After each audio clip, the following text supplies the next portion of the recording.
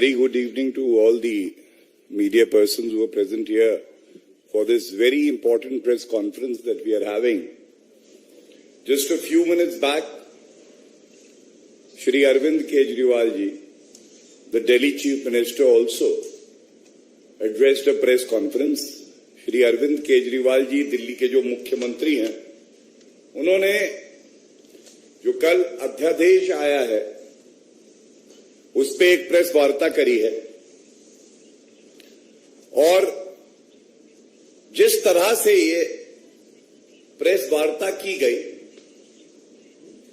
उनको बड़े ध्यान से सुनने के बाद एक ही निष्कर्ष निकाला जा सकता है कि अरविंद केजरीवाल जी जिस संविधान की शपथ लेकर मुख्यमंत्री बने हैं, उसी संविधान को वो नहीं मानते और तार तार कर रहे हैं।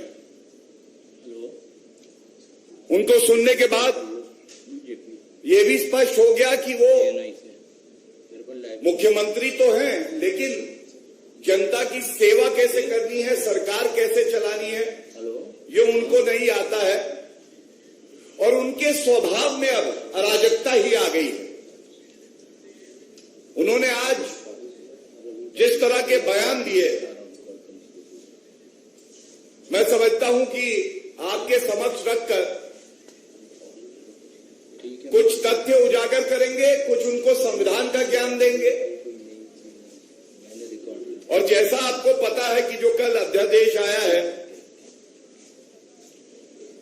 ये जो संविधान की मूल भावना है, जो शक्ति केंद्र सरकार के पास संविधान के तहत है, अनुच्छेद 123 में, उसी के तहत आया है। लेकिन 11 मई 2023 का संवैधानिक पीठ का जो फैसला आया, ये अरविंद केजरीवाल ने इतनी भी जरूरत नहीं समझी कि इसे पढ़ ले, और वो इसलिए है कि ये 105 पन्नों का है, 164 इसमें पैराग्राफ है। अब अरविंद केजरीवाल जी तो जो शराब के ठेकेदार हैं, उनके साथ ही समय बिताते हैं। कैसे एक शराब नीति ठेकेदारों से पूछ के लाएंगे, भ्रष्टाचार करेंगे। कट्टर बेईमान तो आप हैं अरविंद केजरीवाल जी, लेकिन आज जो आपकी सूरत देखी तो इसलिए भी दुख हुआ कि आपने कहा एक एलजी को बैठा दिया है। अरविंद केजरीवाल जी, बहुत सम्मान से आपसे एक बात कहते हैं, जिस संविधान ने आपको मुख्यमंत्री बनाया है, उसी संविधान के तहत दिल्ली में एलजी नियुक्त हुए हैं। तो अगर आप ऐसे शब्दों का प्रयोग करेंगे, उनका सम्मान नहीं करेंगे, तो जनता आपका सम्मान भी नहीं करेगी। और देखिए, नासमझी क्या होती है या कट्टर बेईमानी क्या होती है। बोल गए कि सर्वोच्च न्यायालय में छुट्टी हो गई, अध्यादेश इसीलिए जैसे ही छुट्टी हुई कल लाया गया रात में, और ये पहले क्यों नहीं लाया गया। तो मैं दो बातें बता दूं। सबसे पहले तो अरविंद केजरीवाल जी, आपने वक्तव्य दिया है कि 5 मिनट में ये अध्यादेश उड़ जाएगा। तो मुफ्त में आपको एक सलाह भी देता हूं और ज्ञान भी देता हूं। ये देश का सर्वोच्च न्यायालय है, अपने दायित्व और कर्तव्य को जानता है, और सर्वोच्च न्यायालय में कोई छुट्टी नहीं होती है, वेकेशन बेंच है। अगर आपको इतना यकीन है कि यह अध्यादेश गैर संवैधानिक है, तो अपने जो भी अधिवक्ता हैं उनसे कहिए कि सर्वोच्च न्यायालय में सोमवार को अर्जी लगा दे। दूध का दूध, पानी का पानी हो जाएगा। पता चल जाएगा अध्यादेश संवैधानिक है या नहीं है। और आप एक बात और जान लीजिए, अरविंद केजरीवाल जी, जब अध्यादेश आता है तो संविधान में प्रक्रिया भी है, किन परिस्थितियों में वो आएगा,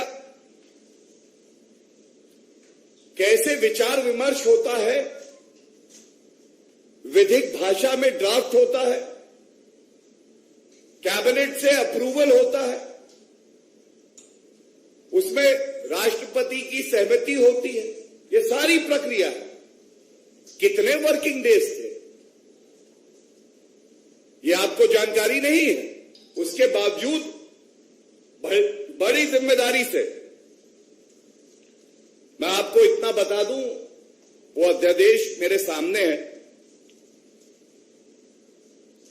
वो अध्यादेश संविधान के तहत पूरी तरह से संवैधानिक, जो दिल्ली का महत्व है भारत के लिए, हर नागरिक के लिए, उसको ध्यान में रखते हुए, और इस बात को भी हमने ध्यान में रखते हुए दिल्ली में ही संसद है,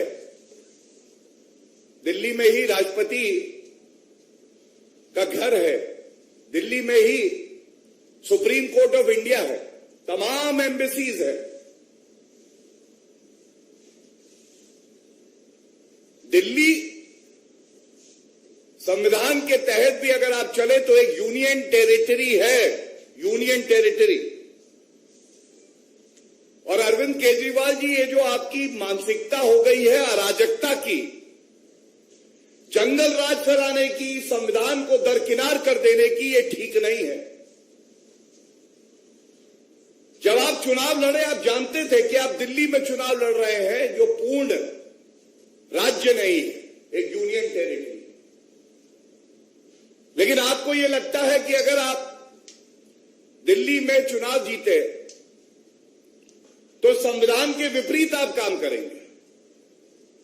आप अपशब्द कहेंगे देश के चुने हुए प्रधानमंत्री के लिए, उपराज्यपाल के लिए, आप संविधान भी नहीं पढ़ेंगे। तो अरविंद केजरीवाल जी, ऐसा होने वाला नहीं है। जनता आपको यह बताना चाहती है, दिल्ली एक यूनियन टेरिटरी है, अरविंद टेरिटरी नहीं है। संविधान से चलेगा,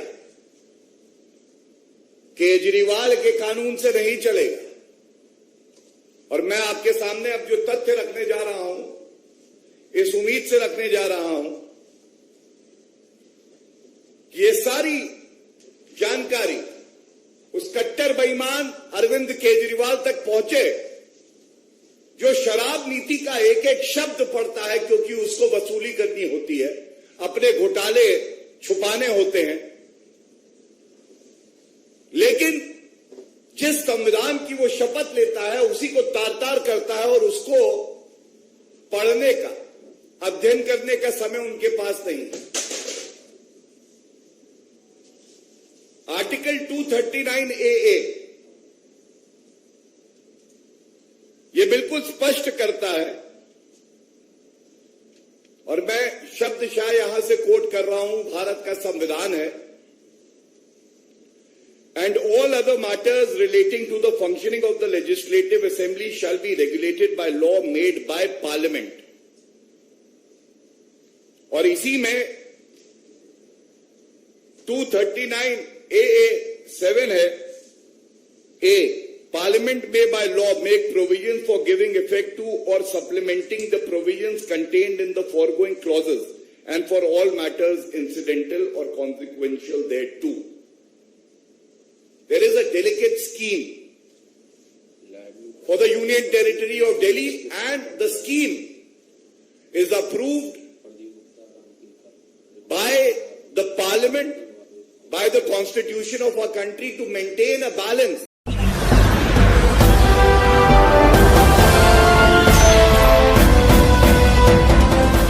आप देख रहे हैं लाइव न्यूज 19। 99 राष्ट्र सबसे पहले।